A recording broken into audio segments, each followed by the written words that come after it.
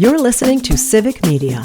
You can tune into any of our live shows on any radio station across the state with the Civic Media app. Find us in your phone's app store and listen anytime, anywhere. This is your WAUK Daily News Roundup for the Shaw, 101.1 FM and 540 AM in Waukesha.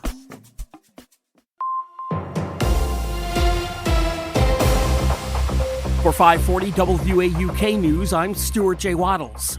A Washington County Sheriff's deputy with a decade of service has stepped down after allegations of repeatedly stealing food from a gas station while on duty. The deputy, not yet named, has resigned, and there's a criminal investigation by the Waukesha County Sheriff's Office.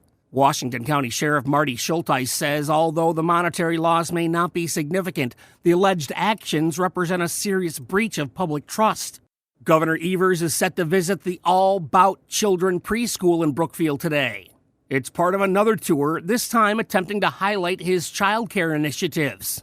The Brookfield facility has received over $746,000 in child care counts funding. Waukesha County has gotten a total of $65 million in that funding for more than 230 providers. The Evers budget proposal aims to invest over $500 million to try to lower child care costs. Federal cuts could put local HIV funding at risk. Joanne Krulatz has more. Bill Keaton is Chief Advocacy Officer at Milwaukee-based Vivint Health. He said there have been discussions to eliminate the Division of HIV Prevention within the CDC. That could include eliminating $1.3 billion in funding. Keaton said Vivint receives about $1.9 million annually. He explained all of those programs and the people Vivint reaches across the state are at risk. Keaton said Vivint lacks the financial resources to make up for the potential loss in federal funding over the long term. Amtrak is apologizing for outages. Travelers across several routes faced disruptions yesterday as the rail company had to deal with corroded rail cars. Half of the Hiawatha round trips between Chicago and Milwaukee were canceled. And that's news on 540 WAUK. I'm Stuart J. Waddles.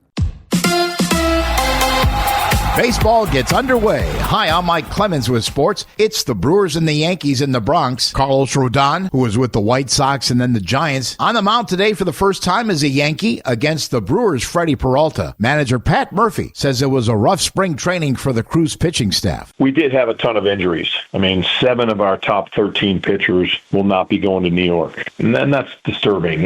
That's difficult and hard to deal with, but that's what it is right now. We hope to get some of those guys back. There's one that's maybe 2, 7, the other 7 will be back at some point, and that's what's crucial for us. NBA, the Bucks losing by 10 last night in Denver, 127-117 to the Nuggets. Yeah, I thought when we lost the game, I told our coaches we had to make about 4 to 5 more threes than them tonight, and I thought if we did that, we would win the game, and I think it was a dead heat, right? So that might have been the difference. That's Bucks head coach Doc Rivers with Sports on Mike Clemens.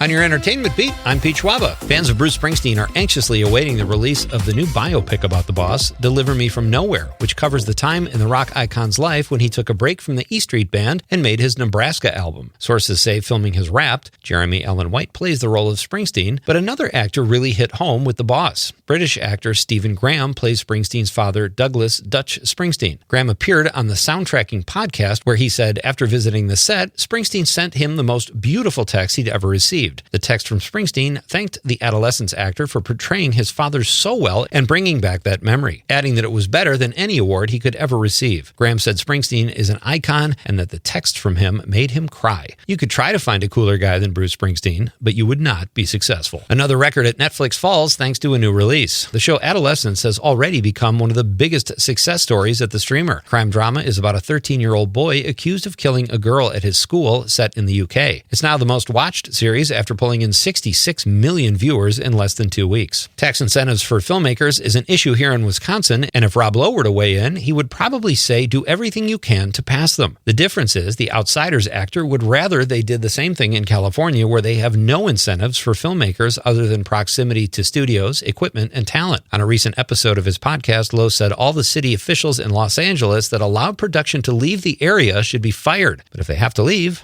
I hope they come to Wisconsin. Tom Hanks and Tim Allen are back as Woody and Buzz in a new Toy Story, but it might not be like the previous films. Pixar Studios says the fifth installment might surprise people and have them asking, is this really a Toy Story film? Not sure what to make of that. Pixar reps have emphasized there have been 4 films and they need to find ways to keep the franchise interesting. Toy Story 5 is expected to hit theaters sometime in 2026. I don't know that cast is all that important to Marvel fans because they'd probably go to the movies anyway. But having said that, the studio has released the names of the cast of the Avengers Doomsday. Chris Hemsworth and Anthony Mackie are back, and joining them in the cast will be Paul Rudd, Tom Hiddleston, and Sebastian Stan. Doomsday is expected to hit theaters May 1st of 2026. For more showbiz fun, tune into Nightlight with me, Pete Schwaba, weeknights from 6 to 8 p.m. on the Civic Media Radio Network.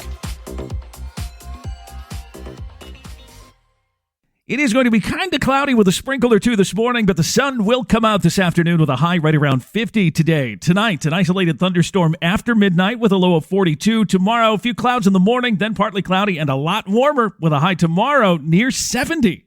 I'm meteorologist Sean Cable. Currently, it's 42. That's your WAUK Daily News Roundup from Civic Media. Subscribe to this podcast on Spotify, Apple, or wherever you find your podcasts. Find more news at WAUKradio.com. The national news cycle never stops, but it can be hard to find news about your local community. Civic Media is dedicated to providing quality local and state news coverage across Wisconsin. With the Civic Media app, you can get notifications about local stories that matter to you and your community. Find the free Civic Media app in your phone's app store and choose notifications from the menu to tell us what kind of news you want to hear about.